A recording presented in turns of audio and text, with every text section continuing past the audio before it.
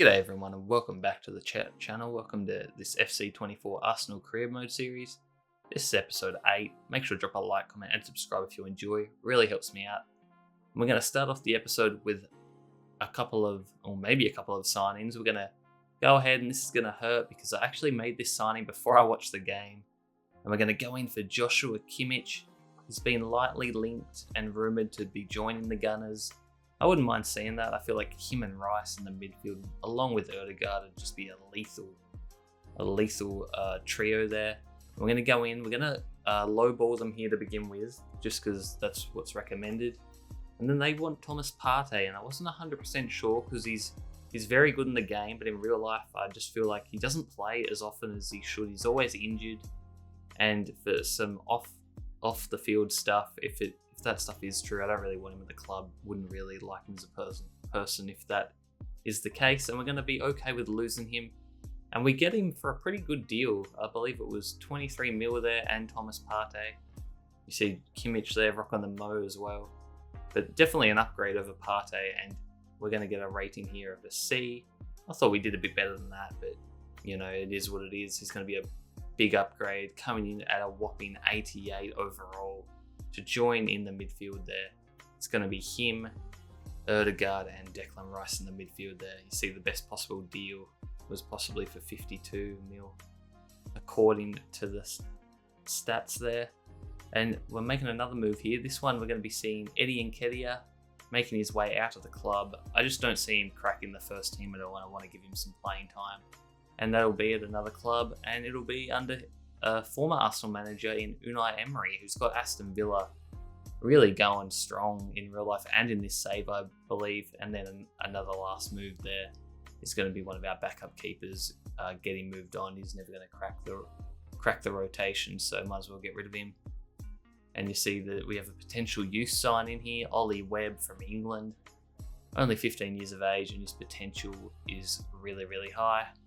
As we are going to get into our first game of the episode, it's going to be a massive one up against Liverpool, who are actually second on the table. We're currently third, and that was the only transfers I did make. I did look into signing a young midfielder, but they weren't happy with my first offer and instantly didn't want to just instantly stop talking to us. And I can't remember his name. I think he was from Benfica though, but I might make that signing at the end of the season before next season begins. But yes, going up against Liverpool, they're not in the greatest run of form. We saw all the draws there.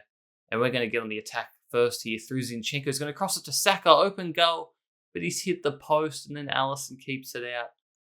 Bukayo Saka has just missed an absolute sitter there. I mean, it was on his weak foot, but it's an open goal. You got to be scoring that. And we might be made to pay here through Darwin Núñez. He beats the man, a little pass forward to McAllister, and McAllister scores. We tried to take out Núñez there, but he was good enough to play the ball to McAllister, and Liverpool go up 1-0, and that really hurts. But Ben White plays a great ball through to Saka, and Saka, does he have the pace? He does. He cuts it back to Jesus, 1-1 to Odegaard, and the captain ties it up at the start of the second half. Just a good run and composure there from Saka, and then Jesus with the unselfish ball. Now Odegaard finds Saka in an open space again, and Saka should score again, but Alisson just has his number there and makes a big, big save. The best keeper possibly in the world, keeping Liverpool in it. And McAllister gets it to Cody Gakpo, and Gakpo shoots, and he scores. Terrible defending from us again. Gabriel and Saliba not doing what's needed to be done there in the crucial stages. And now we have to come from behind again. And we're going to get it to Gabby Jesus. Jesus cuts it back to Martinelli. An extra one to Odegaard again. And our captain ties it up again.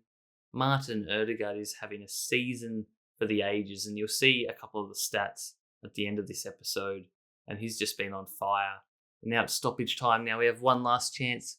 And it's fallen to Ben White. He goes it alone. He shoots. And it's just wide. Maybe I should have crossed it or squared it, but I thought he took the responsibility. He made the great run.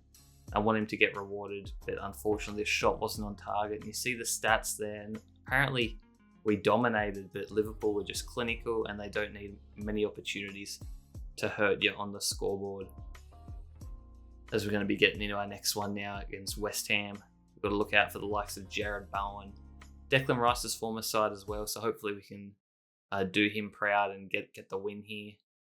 And we're going to visit him there to Martinelli, and Martinelli turns and shoots, and he scores to give us a 1-0 advantage. 15 minutes into this one, and Martinelli, very happy with that one. Kimmich plays it to Martinelli, and I should have mentioned Kimmich went straight into the lineup last game. And we've played him here, and Kimmich scores his first goal for the club to put us up 2-0. Joshua Kimmich, I've given him the number 5. And Erdegaard, and I think that's Saliba celebrating with him there. Just let me know if you think that was a good signing. Did I miss out on potentially a better player? Let me know who you guys would have signed. As Kudos finds Saliba napping there, and Kudos absolutely rockets that one in at the near post with basically the last kick of the game, as we did manage to hold on. And again, we dominated this game from start to finish, really. Just a bad error there at the end, which cost, I think it was Raya who was playing that game, the clean sheet, so that stings a little bit because we haven't had many clean sheets in this series. We're a really high scoring team ourselves, and then we give up quite a few goals as well. But now we have a match against Burnley, and Burnley, not going to sugarcoat it, they're down the bottom. We should dominate them. We are away at home, but the team we're rocking with is still good enough to easily get the job done. And that's exactly what we should do as we get it out wide to Tomiyasu into Kai Havertz. Kai Havertz turns, finds Saka. Saka unselfishly gives it to Smith Rowe. And Smith Rowe is on the score sheet. Smith Rowe, I've been told to possibly convert him into a cam or a centre mid. Or should I just stick him as a left mid where he's playing most of his time? As he gets the assist this time into Leandro Trossard, who again, just so good in real life and on this game. I mean, he's only an 81 overall, but he plays a lot better than that, I feel like. As we get to Saka, Saka finds Smith Rowe, and Smith Rowe is just involved with everything so far this game. Makes it 3-0, and this game's looking to be all but over already in this one. As we have a corner, basically last kick of the half, Saka whips it in, and it falls to Saliba, and then it just falls to Gabriel, who hits it, and it goes in, just well placed. I think the Burnley goalkeeper probably should have done a bit better there, as we're going up 4-0 at the half. And we're not stopping there. Havertz with a good press, wins the ball back, shoots and scores, and it's 5-0 now. And this is just getting embarrassing for Burnley. As we go forward again on the counter, Trossard into Kai Havertz again, shoots, it gets blocked. And Havertz slides in, actually takes out the defender. And Kai Havertz, yes, is going to receive a red card. Just a bit too feisty there and went in a bit recklessly there. As we're going to whip it in. And the goals are still going to come, though, as Ben White gets his goal. Couldn't get it against Liverpool, but he'll take this one here off a corner to make it 6. And then we're going to get any more. We do have another attack here. And Vieira just going to find it to Trossard, and Trossard ain't going to miss that one. He makes it 7-0. A 7-0 win. You can't ask for much more. The only bad thing was obviously Havertz getting that red card. But now here's really the biggest game of the episode. We want to win the Champions League. And if we're going to do that, we're going to have to beat teams like Barcelona. You see the players they're rocking with. Lewandowski up top. We've got Rafinha out on the right. Koundé in defence. And they also have Gundogan from Manchester City, and Ferran Torres also was from Manchester City for a little bit.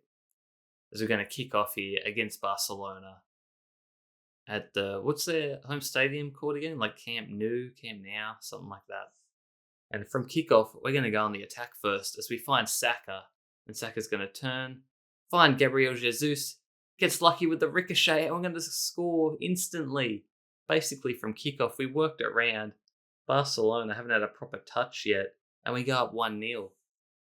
As Barcelona look to respond now, their fans would not be happy whatsoever. They whip it back post to Rafinha, and Rafinha somehow beats Ramsdale at the near post there. That's pretty poor from Ramsdale.